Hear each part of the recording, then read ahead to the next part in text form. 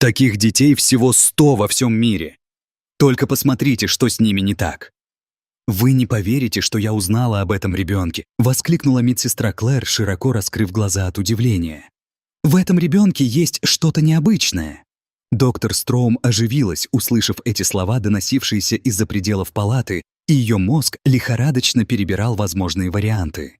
Была ли это врожденная аномалия? Редкое генетическое заболевание? Она приготовилась к тому, что могло ожидать ее за этими дверями. В тот момент, когда она вошла в комнату, время, казалось, остановилось. На руках у матери лежал новорожденный, не похожий ни на кого из тех, кого она когда-либо видела. У маленького мальчика, крепкого и здорового на вид, была густая шевелюра, но это не был типичный пушок, присущий большинству новорожденных. Волосы этого ребенка блестели, как полированное серебро в свете флуоресцентных ламп, и создавали почти неземное сияние вокруг его крошечного личика. Доктор Строум осторожно приблизилась, ее профессиональное любопытство боролось с чувством благоговения. Родители ребенка, измученные, но сияющие от гордости, смотрели на него со смесью радости и неуверенности. «Доктор», — начал отец слегка дрожащим голосом, — «с ним все в порядке?» «Мы никогда раньше не видели ничего подобного». Когда доктор Строум наклонилась, чтобы рассмотреть младенца поближе, она не могла не восхититься открывшимся перед ней поразительным зрелищем.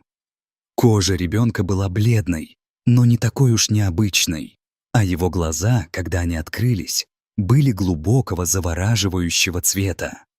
Однако больше всего внимания привлекли его волосы. Серебряная корона была такой блестящей, что казалась почти нереальной. Доктор Строум заверила родителей, что он совершенно здоров, хотя в голове у нее роились вопросы. Но я должна признать, что за все годы моей практики я никогда не сталкивалась с подобным случаем, пробормотала Строум. По мере того, как слухи об этом распространялись по больнице, в воздухе повисло ощутимое волнение.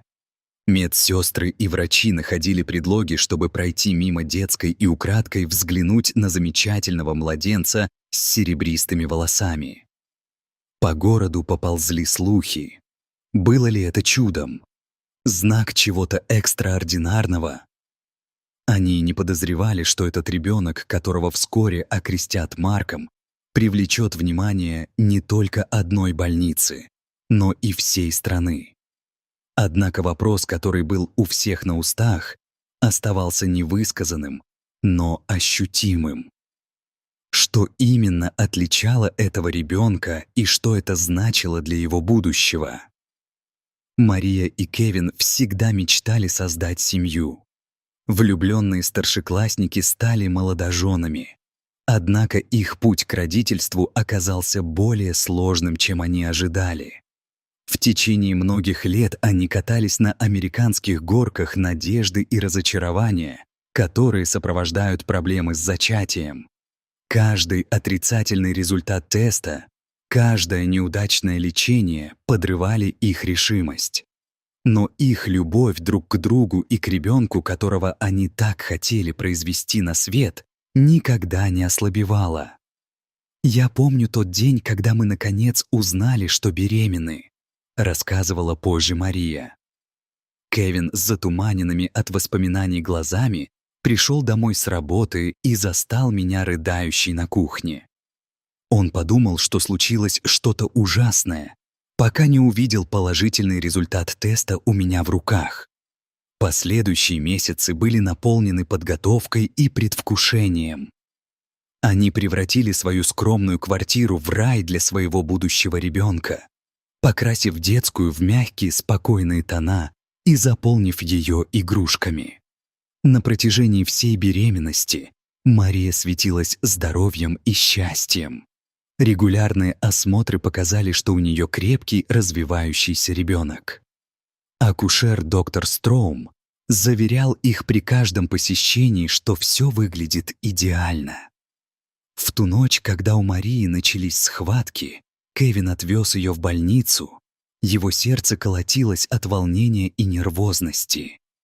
Пока тянулись часы схваток, он держал ее за руку, шепча слова ободрения и любви. Никто из них не мог предположить, какое изумление охватит родильную палату, когда их сын наконец появится на свет. Когда воздух наполнился первыми криками, коллективный вздох медицинского персонала возвестил о появлении на свет ребенка, не похожего ни на кого другого. В первые дни после рождения сына Мария и Кевин оказались в центре медицинского внимания. Доктор Строум, движимый профессиональным любопытством и искренней заботой о семье, провел серию тестов, чтобы разгадать тайну уникальной внешности Марка. Больничный коридор наполнился шепотом и предположениями. Медсестры, которые были свидетелями сотен родов, восхищались младенцем с серебристыми волосами. Их глаза широко раскрывались от удивления каждый раз, когда они проходили мимо детской. Когда начали поступать результаты анализов, доктор Строум позвала Марию и Кевина к себе в кабинет. Супруги сидели, взявшись за руки, на их лицах отражались любовь к новорожденному сыну и опасения по поводу того, что они могут узнать. «Прежде всего», — начала доктор Строум мягким, но твердым голосом, «я хочу заверить вас, что Марк — здоровый мальчик. Его вес находится на пределе нормы, но это не вызывает беспокойства, учитывая его общее состояние здоровья». Мария и Кевин обменялись облегченными взглядами, но они знали, что это еще не все. Теперь, что касается его волос, доктор продолжил, мы исключили альбинизм, который был нашей первоначальной теорией. Альбинизм может быть опасен, так как он делает кожу уязвимой для ультрафиолетового излучения. Но уровень меланина у Марка в пределах нормы, и в его глазах нет признаков проблем со зрением, которые часто ассоциируются с этим заболеванием. «Так в чем же дело?» — спросил Кевин, понизив голос почти до шепота. «Что с ним не так?» Доктор Строум мягко улыбнулась и продолжила. С медицинской точки зрения с Марком все в порядке. Его серебристые волосы — это уникальная генетическая вариация, настолько редкая, что, по нашим оценкам, в мире может быть всего около 100 таких детей. Это открытие повисло в воздухе. Его тяжесть одновременно пугала и радовала. Глаза Марии наполнились слезами от облегчения, удивления и любви к своему необыкновенному ребенку. «Останутся ли его волосы такими же?» — спросила мать, ее голос слегка дрожал. Доктор Строум откинулась на спинку стула. Выражение ее лица было задумчивым. Трудно сказать с уверенностью. Как правило, с возрастом у младенцев вырабатывается больше меланина, поэтому многие из них рождаются со светлыми волосами и глазами, которые со временем темнеют. Возможно, цвет волос Марка может меняться по мере его роста, но пока он просто очень необычный и очень красивый мальчик. Словно в подтверждение слов доктора, в дверях появилась медсестра, держа Марка на руках.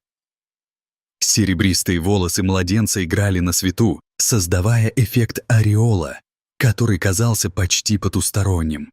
Кевин встал и нежно взял сына на руки, любуясь мягкими, мерцающими прядями. «Он — само совершенство», — пробормотал он хриплым от волнения голосом.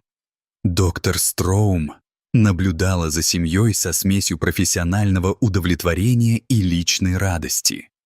За годы своей практики она стала свидетельницей бесчисленных чудесных родов, но Марк был чем-то по-настоящему особенным. В тот день, когда они выходили из больницы, Марк крепко сидел на руках у Марии.